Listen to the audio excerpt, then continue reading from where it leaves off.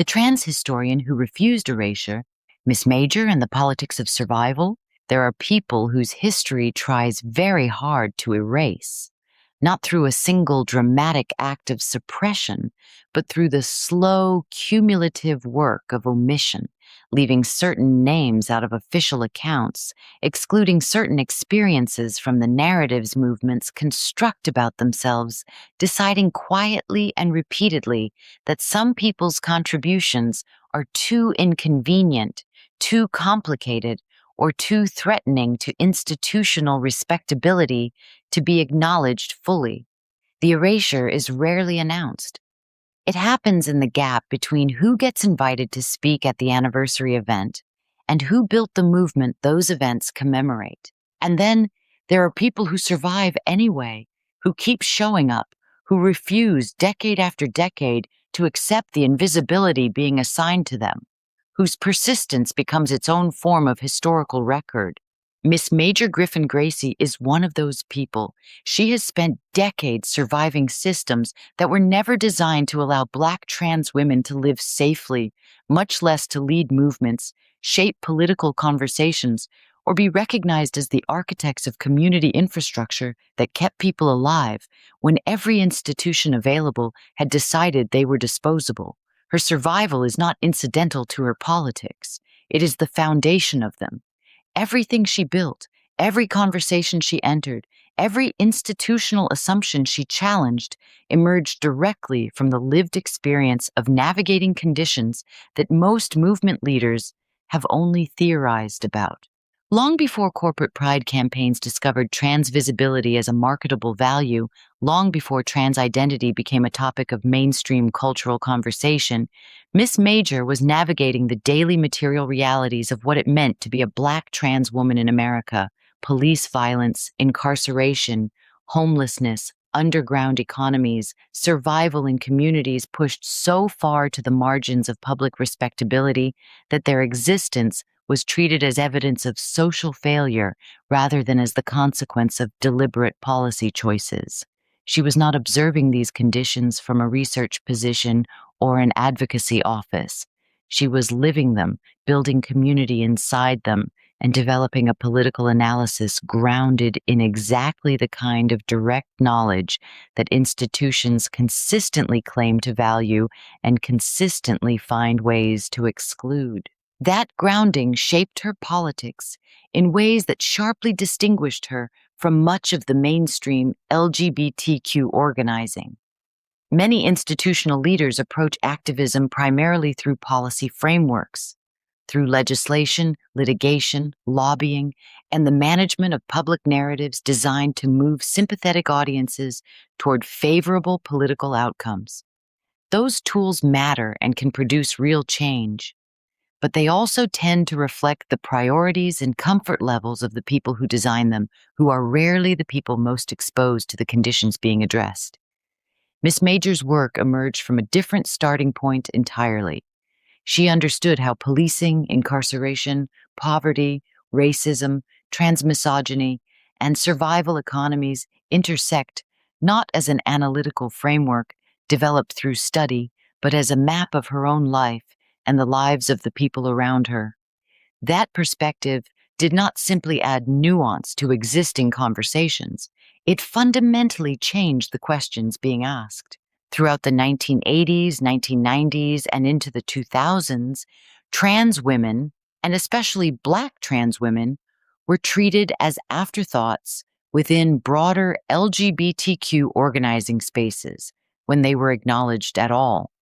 Many organizations during this period structured their priorities, their public messaging, and their coalition relationships around the interests and comfort levels of the most socially acceptable segments of the queer community, which meant consistently deprioritizing and sometimes actively distancing themselves from the people associated with criminalization, sex work, homelessness, incarceration, or any of the other conditions that marked someone as too risky to defend publicly.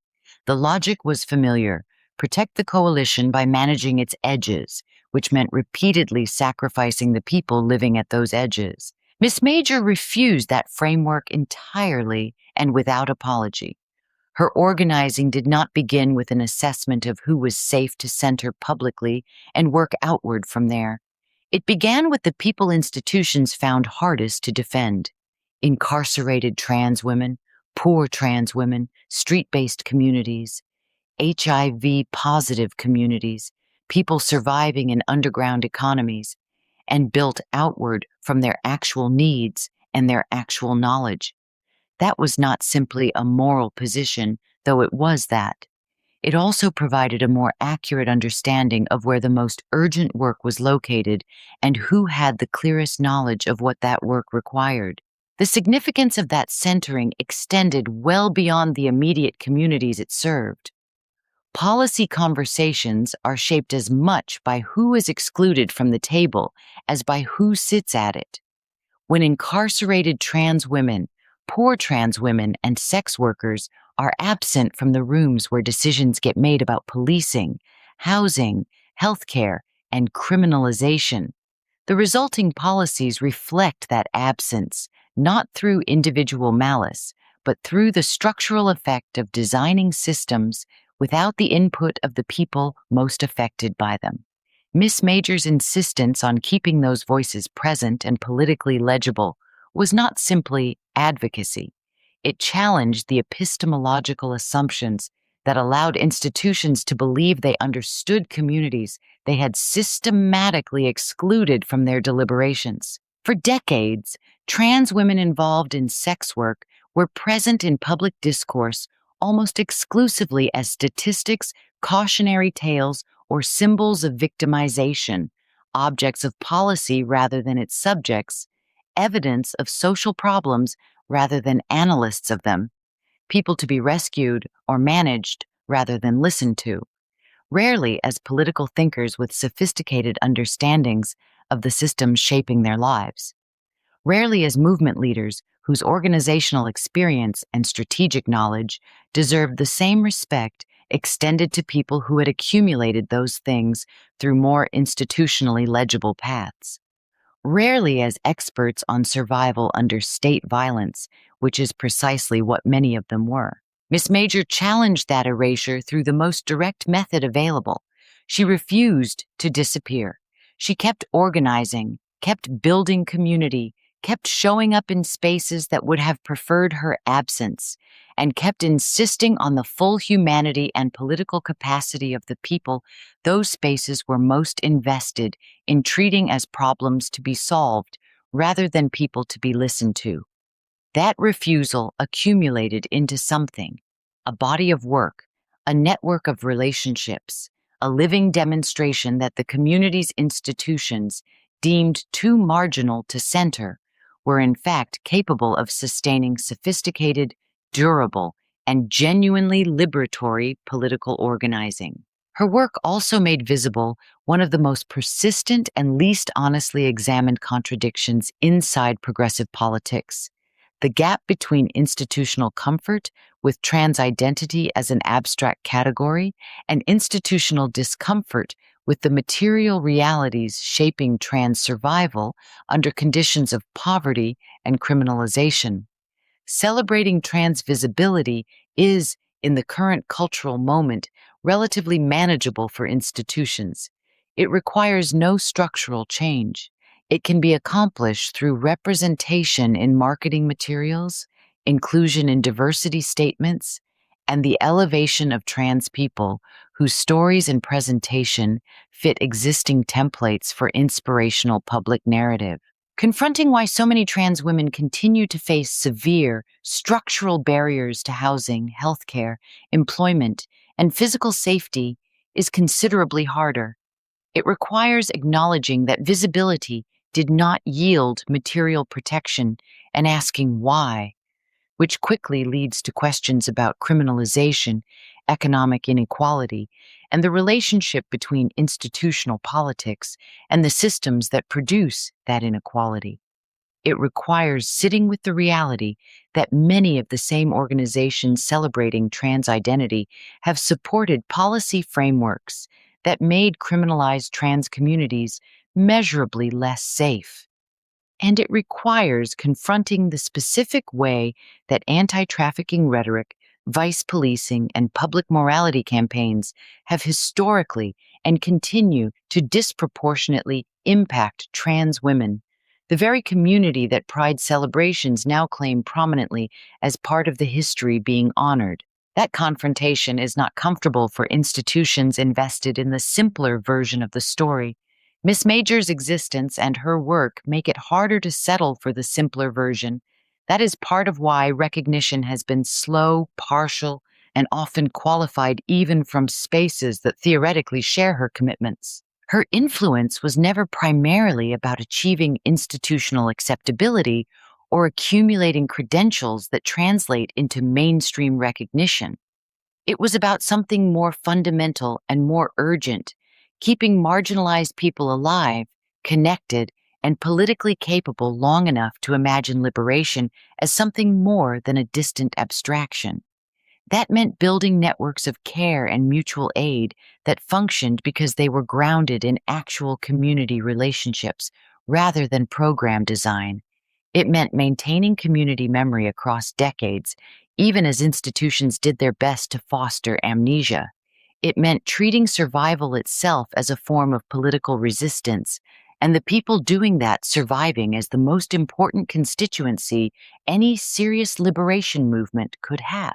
That kind of leadership does not generate the same media attention as polished nonprofit campaigns, corporate-sponsored activism, or legislative victories with clear press conference moments.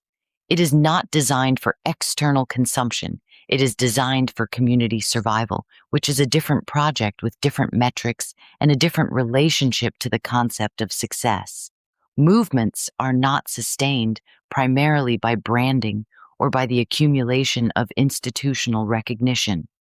They are sustained by people building networks of care, survival, resistance, and memory underneath, alongside, and sometimes in direct opposition to the systems trying to erase them. That infrastructure is less visible than the surface politics it supports, yet more essential. Miss Major has been part of that survival infrastructure for over 50 years. Through the AIDS crisis, through the proliferation of anti-trans legislation, through decades of police violence and criminalization that destroyed communities while institutions looked away or actively participated, through the long periods when trans women's lives were considered too inconvenient or too complicated for mainstream movements to defend honestly. She kept building. She kept connecting people to each other and to the longer history of survival and resistance that institutions preferred to forget. She kept insisting that the people most exposed to violence were also the people whose knowledge and leadership were most essential.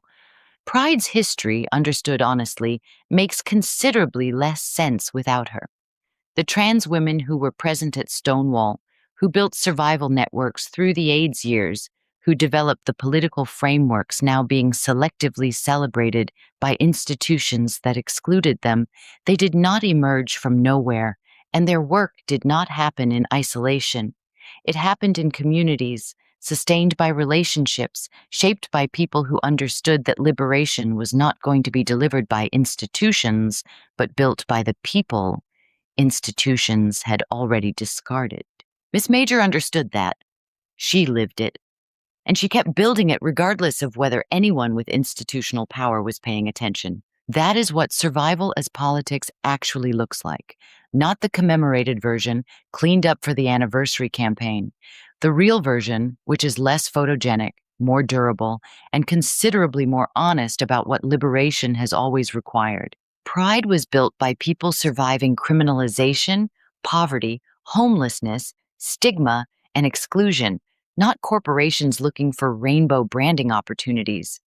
At SWAP behind bars, we support the people too often erased from sanitized pride narratives: incarcerated sex workers, trans survivors, queer people navigating criminalization, and those fighting to survive at the margins.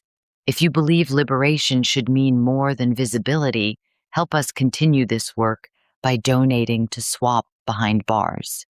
Because pride was never meant to be comfortable. It was meant to change things.